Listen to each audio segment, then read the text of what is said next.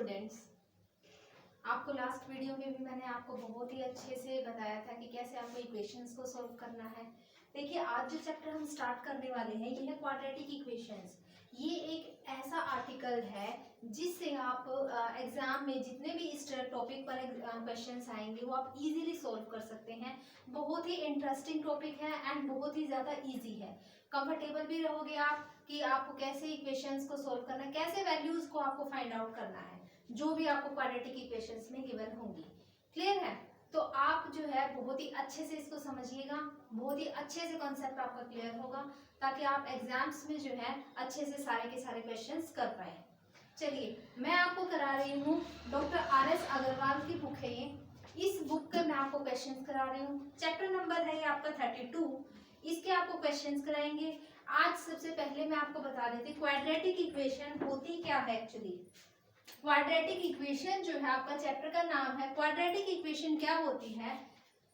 ax² + bx + c = 0।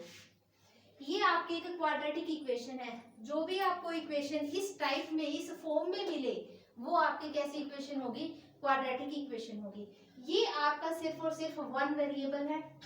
Clear है? आपको यहाँ सिर्फ इतना देखना है कि क्वाड्रेटिक इक्वेशन है या नहीं है, और अगर है तो उसमें आपको जो वेरिएबल आपको गिवन है एक्स वेरिएबल, इसके आपको वैल्यूज फाइंड आउट करनी होंगी।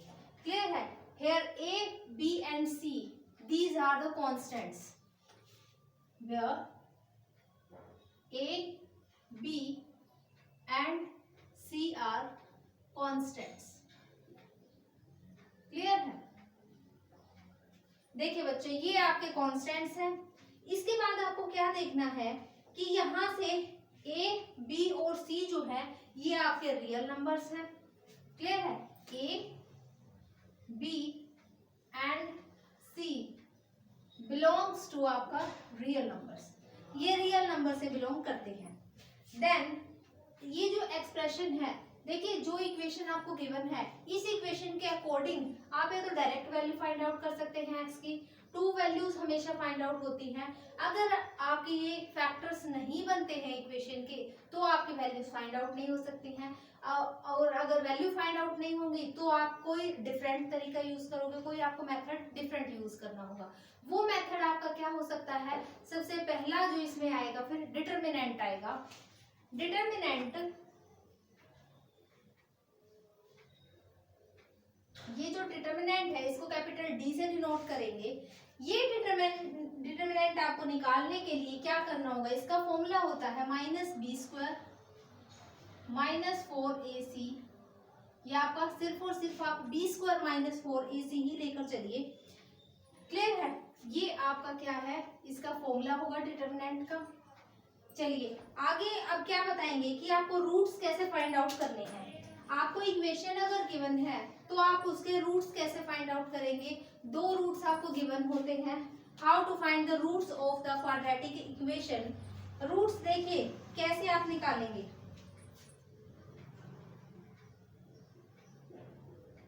दो आपके पास रूट्स आएंगे। आपकी ये जो बुक है इसमें आपको जो गिवन है, देखिए या तो आप क्या कर सकते हैं, वहां से अल्फा और बीटा दो रूट्स आप लेकर चलेंगे। अल्फा क्या होगा? माइनस, देखिए सिंपल जो आप रूट लेकर चलेंगे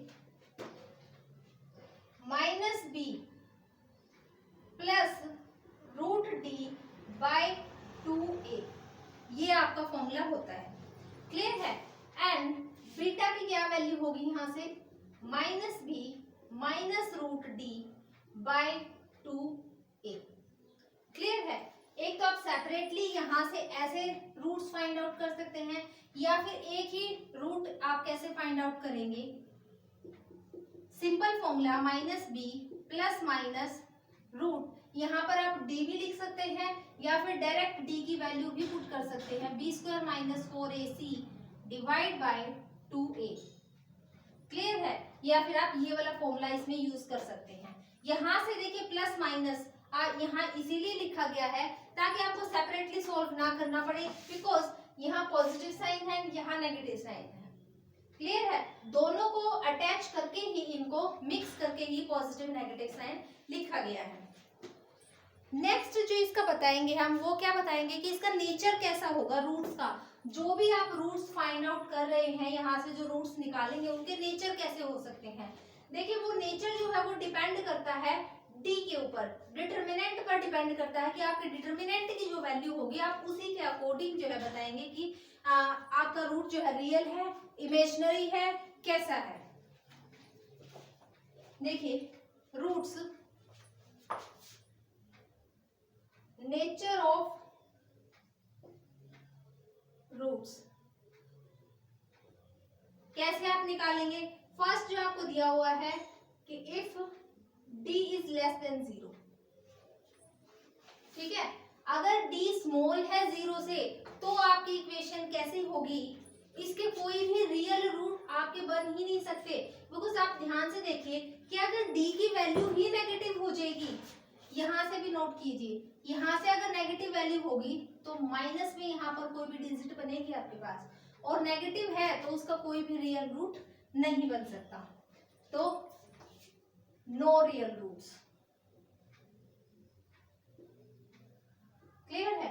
सेकंड क्या आता है कि अगर d की वैल्यू जो है वो आपकी इक्वल टू 0 है, d इज इक्वल्स टू 0। देखिए अगर d की वैल्यू 0 हो जाएगी तो सिर्फ और सिर्फ क्या वैल्यू बचेगी आपके पास, minus B divide by 2a, minus B divide by 2a। Clear है। तो आपके पास जो वैल्यू आएगी वो कैसी बनेगी, minus B. Alpha and beta आपके पास 2 ही रूट्स हैं, दोनों ही किसके इक्वल होंगे, minus B divide by 2a। Clear है। देखिए फर्स्ट था कि आपका अगर t लेस देन 0 होगा तो आपके पास कोई भी रियल रूट्स नहीं मिलेंगे आपको। देन अगर d इक्वल्स टू 0 है तो कैसी वैल्यू आएगी, यहाँ से भी आप चेक कर सकते हैं, ये आपका कंप्लीट 0 के इक्वल हो चुका है, तो minus B divide by 2a। तो आपका कैसे रूट्स होंगे, minus B divide by 2a। Third जो आपके पास है वो क्या होगा कि d अगर आपका ग्रेटर देन 0 है और d एक परफेक्ट स्क्वायर है तो क्या बनेगा। देखिए या तो एक ये परफेक्ट स्क्वायर बने, परफेक्ट स्क्वायर होगा तो इसमें एडिशन और सब्ट्रैक्शन हो जाएगी, ठीक है। तो आपके पास इफ d ग्रेटर देन 0 और d is a perfect square,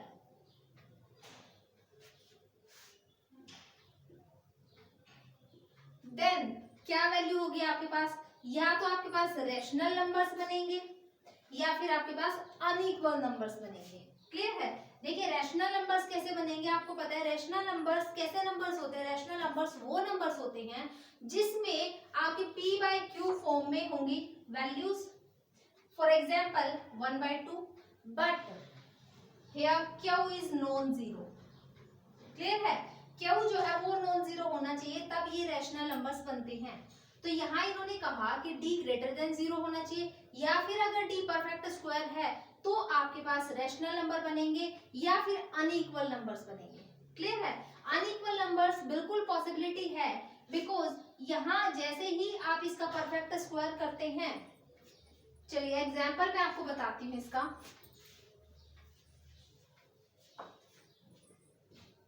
देखिए सपोज कीजिए कि यहाँ पर आपके b की जो वैल्यू है वो 1 है एंड d की जो वैल्यू है वो है आपके पास 4 एंड a की वैल्यू क्या है आपके पास 2। क्लियर है। ये आपने वैल्यूज डिसाइड की कि आपके पास क्या क्या वैल्यूज हैं।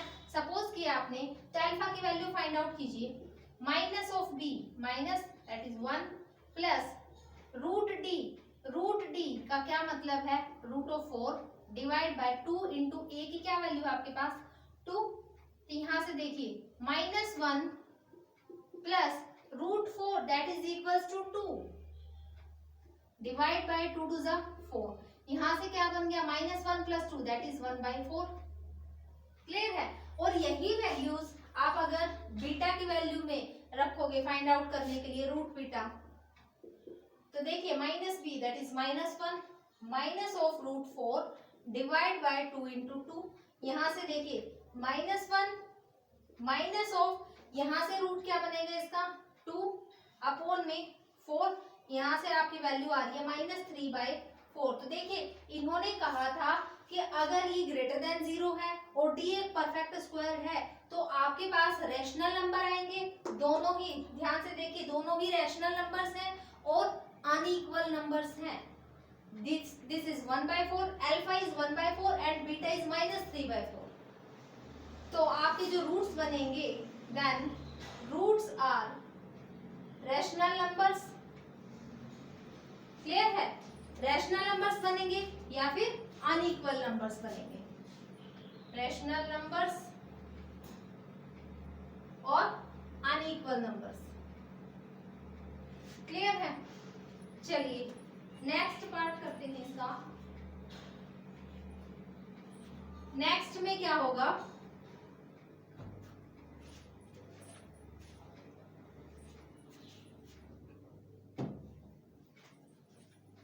ये आपने किया कि d ग्रेटर देन 0 है और सोचिए कि अगर आपके पास d ग्रेटर देन 0 तो है बट वो एक परफेक्ट स्क्वायर नहीं है। अभी तक आपने देखा कि अगर d परफेक्ट स्क्वायर है तो क्या वैल्यूज बनेंगी। If d is greater than 0 but d is not a perfect square, not a perfect square, then the roots are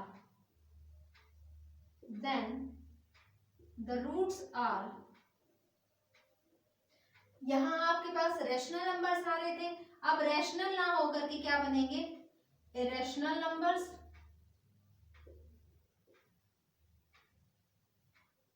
और कैसे बनेंगे आपके पास नंबर्स, अनइक्वल ही होंगे बिकॉज दोनों की वैल्यूज ही डिफरेंट होंगी, तो क्या बनेंगे, अनइक्वल।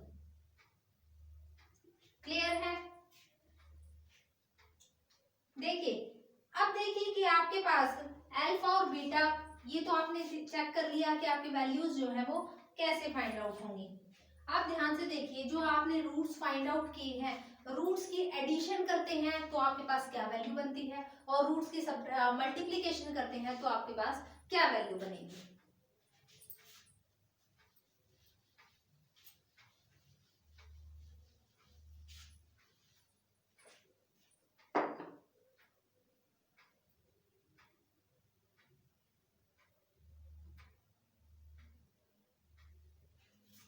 देखिए अभी तक आपने अल्फा और बीटा को रूट्स माना। रूट्स आर, क्या क्या रूट्स हैं, अल्फा एंड बीटा। क्लियर है? दो वैल्यूज आपकी निकलती हैं यहाँ से। अगर आप अल्फा की वैल्यू फाइंड आउट करते हैं, अल्फा प्लस बीटा करेंगे तो वो वैल्यू आपके पास क्या बनेगी, minus of B by A, minus B by A. ये ध्यान रखना, जब भी आपको रूट्स फाइंड आउट करने हैं और आपको सिंपली रूट्स गिवन है तो आपको उससे इक्वेशन बना के उसको सॉल्व करना है, तो आप कैसे करेंगे, इस टाइप से आपको करने होंगे। क्लियर है?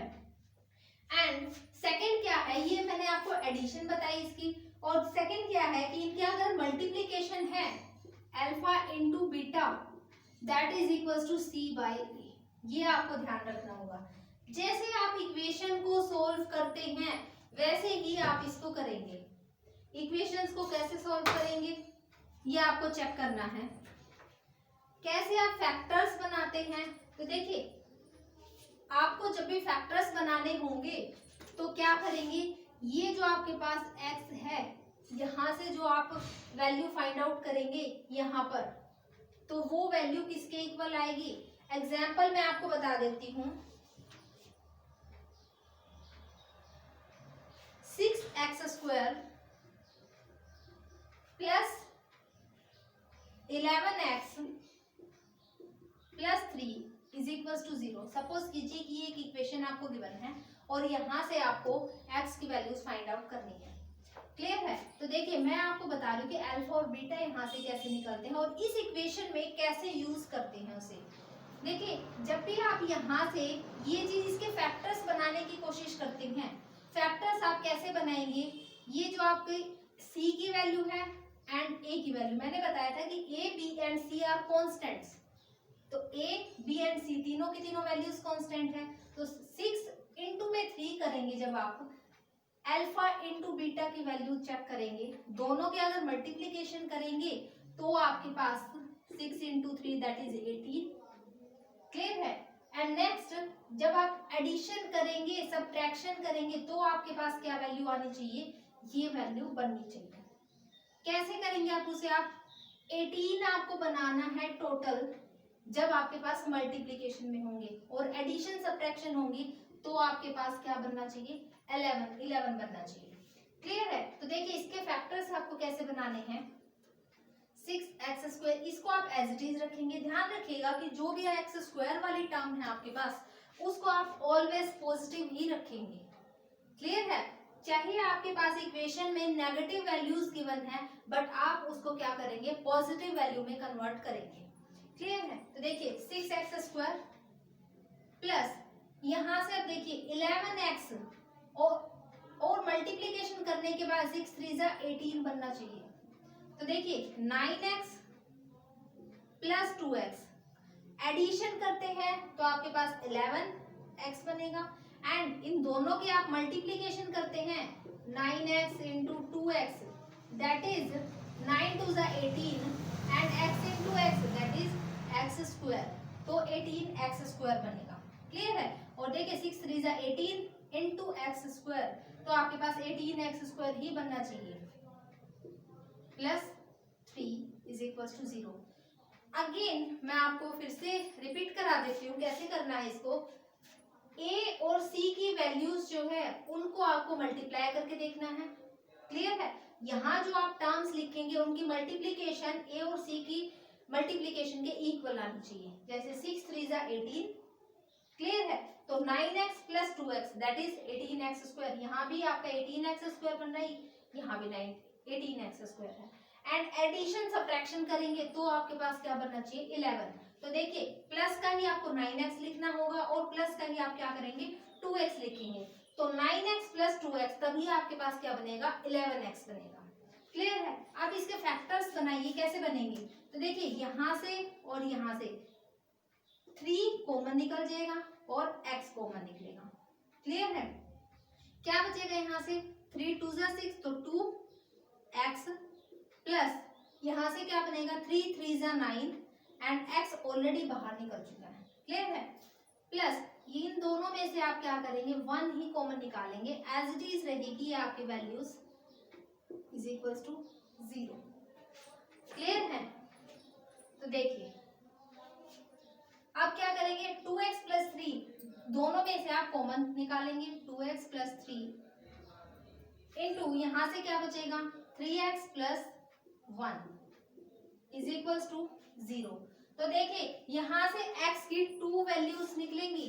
कौन कौन सी वैल्यूज निकलेंगी इसकी, चेक कीजिए। ये जो आपने ब्रैकेट्स के अंदर लिखे ये दोनों की दोनों वैल्यूज ही आपकी 0 के इक्वल है। तो करिए 2x plus 3 is equal to 0। Clear है। And next is 3x plus 1 is equal to 0। Clear. देखिए यहां से देखिए अब 2x, 3 को आप राइट साइड शिफ्ट करेंगे तो -3 and 2 is multiplication of x and here right side this is divisible by -3। Clear है। यहां से आप वैल्यू निकालिए 3x इज इक्वल टू 1 को राइट साइड शिफ्ट कीजिए -1 and x is equal to -1/3। तो देखिए 2 वैल्यूज निकल चुकी हैं आपके पास। एक तो वैल्यू निकली -3/2 and second value is -1/3। These are the values of x। और ऐसे ही आपको सभी इक्वेशंस के फैक्टर्स करने हैं। जो भी इक्वेशन है अगर आपसे पूछा जाएगा कि ये किस टाइप की इक्वेशन है तो आप क्या बताएंगे कि एक क्वाड्रेटिक इक्वेशन है। क्लियर है। तो आपकी ये क्वाड्रेटिक इक्वेशन हो गई और उसके आपको फैक्टर्स कैसे करने हैं, कैसे आप इनके वेरिएबल जो आपको गिवन है उनके आप कैसे वैल्यूज फाइंड आउट करेंगे, आपको सब क्लियर है। चलिए नेक्स्ट वीडियो में जो है आपके सॉल्व एग्जांपल्स करेंगे। जितने भी आपको एग्जांपल्स गिवन है वो सभी एग्जांपल्स करेंगे। वीडियो अगर आपको अच्छी लगती है तो आप लाइक कीजिए, शेयर कीजिए एंड सब्सक्राइब कीजिए।